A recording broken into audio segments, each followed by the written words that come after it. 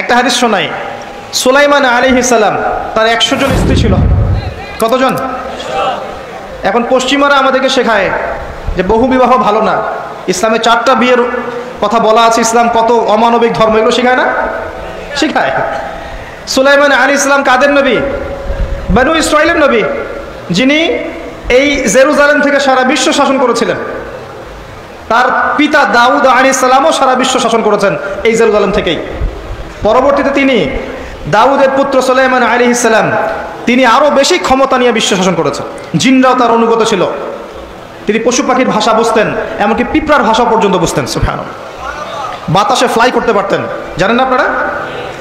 সুলাইমান আলাইহিস সালামের 100 জন স্ত্রী। তিনি বলছেন, আজকে আমি আমার সব স্ত্রীর কাছে যাব এবং প্রত্যেকের গর্ভ থেকে একটা করে সন্তান আসবে এবং এই সন্তানটা আল্লাহর পথের মুজাহিদ হবে।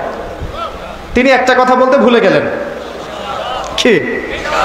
নবী সাল্লাল্লাহু আলাইহি ওয়াসাল্লাম বলছেন যে কোনো স্ত্রী সন্তান জন্ম দেয়নি, একজন স্ত্রীর গর্ভে একটা সন্তান এসেছিল, সেটা আপনার প্রিম্যাচিউর, যেটাকে আমরা বলি প্রিম্যাচিউর বেবি, মানে হ্যাঁ বিকলাঙ্গ না শব্দটা, আসলে মানে ম্যাচিউর না, আমাদের মতো সুস্থ না, সুস্থ সবল না, এবং সেও পরবর্তীতে বাঁচেনি আর কি। তো নবী সাল্লাল্লাহু আলাইহি ওয়াসাল্লাম বলছেন, ওই দিন যদি সুলাইমান আলাইহিস সালাম ইনশাআল্লাহ বলতেন তাহলে তার কথাই সত্য হতো। ইনশাআল্লাহর ক্ষমতা বুঝতে পারছেন? নবী করিম সাল্লাল্লাহু আলাইহি ওয়াসাল্লাম মক্কায় দিন প্রচার করছেন এবং তার বিরোধিতা করছে কাফের মুশরিক কুরাইশরা। তাদের কাছে ধর্মতাত্ত্বিক কোনো দলিল ছিল না, তারা দলিল খুঁজতে চলে গেল ইয়াসরিব, মদিনায়। মদিনায় ইহুদিরা থাকতো। সেখানে গিয়ে ইহুদিদেরকে জিজ্ঞাসা করছে, আমাদেরকে এমন কিছু শিখিয়ে দাও যেটা দিয়ে আমরা মুহাম্মদ সাল্লাল্লাহু আলাইহি ওয়াসাল্লামকে চ্যালেঞ্জ করতে পারি। তখন ইহুদিরা শিখিয়ে দিল, তাকে গিয়ে 3টা প্রশ্ন করবে। কয়টা প্রশ্ন? এই 3টা প্রশ্নের উত্তর যদি সে দিতে পারে, নিঃসন্দেহে সে একজন নবী, কোনো সন্দেহ নাই। আর যদি এই 3টার উত্তর দিতে না পারে, বুঝে নিবে সে মিথ্যাবাদী, সে নবী নয়। কত বড় প্রশ্ন তাহলে! কারা শিখিয়ে দিল? ইহুদিরা। 1 নাম্বার, তাকে গিয়ে জিজ্ঞাসা করবে আসহাবুল কাহাফের কি হয়েছিল, গুহাবাসী যুবকদের কি হয়েছিল। 2 নাম্বার, তাকে গিয়ে জিজ্ঞাসা করবে যে যুলকারনাইন বাদশা, যে পৃথিবীর পূর্ব থেকে পশ্চিম পর্যন্ত শাসন করেছে, তার কি হয়েছিল। এবং 3 নাম্বার, তাকে জিজ্ঞাসা করবে আত্মা কাকে বলে, রূহ কাকে বলে। যদি উত্তর দিতে পারে সে নিঃসন্দেহে নবী, যদি না পারে বুঝে নিবে সে নবী নয়। তারা চলে আসলো। নবী সাল্লাল্লাহু আলাইহি ওয়াসাল্লাম কাবা ঘরের সামনে ছিলেন। তাকে জিজ্ঞাসা করলো, হে মুহাম্মদ সাল্লাল্লাহু আলাইহি ওয়াসাল্লাম, বলো তুমি যদি নবী হয়ে থাকো তাহলে বলো এই 3টার উত্তর কি।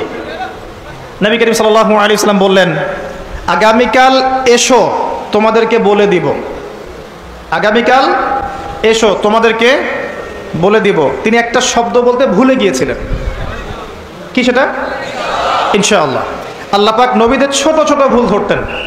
যে যত বড় মুমিন হবে তার ভুল তত বেশি দেখা হয়, তাই না? দেখবেন একজন মানুষ দিনের জন্য কিছুই করেনি সারা জীবন, তার পিছনে মানুষ ব্যস্ত হবে না। যে তার পুরো জীবন যৌবন দিনের জন্য ঢেলে দিচ্ছে, তার পিছনে মানুষ লেগে থাকবে। এমন না ব্যাপারটা? নামাজ পড়ে না, তাকে দেখবেন তাকে নিয়ে খুব একটা মাথা ব্যথা নাই।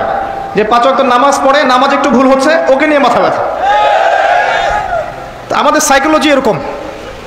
তো নবী সাল্লাল্লাহু আলাইহি ওয়াসাল্লামের এই ভুলে যাওয়াটাকে আল্লাহ পাক সংশোধন করার জন্য এবং আমাদেরকে শিক্ষা দেওয়ার জন্য আল্লাহ পাক এটাকে ধরলেন এবং কিছু সময় ওহী বন্ধ হয়ে গেল, অল্প সময়। এদিকে মক্কার কুরাইশরা তো উৎফুল্ল, সে তো বলেছিল আগামীকাল উত্তর দিবে, এখন উত্তর দিতে পারছে না। আর নবী সাল্লাল্লাহু আলাইহি ওয়াসাল্লাম ভেবেছিলেন যে জিবরাইল আলাইহিস সালাম তো তার কাছে আসেন, আসলে জিজ্ঞাসা করলেই তিনি বলে দিবেন। আল্লাহ পাক সূরা কাহফের 23 এবং 24 নম্বর আয়াত নাজিল করলেন কয়েকদিন পর।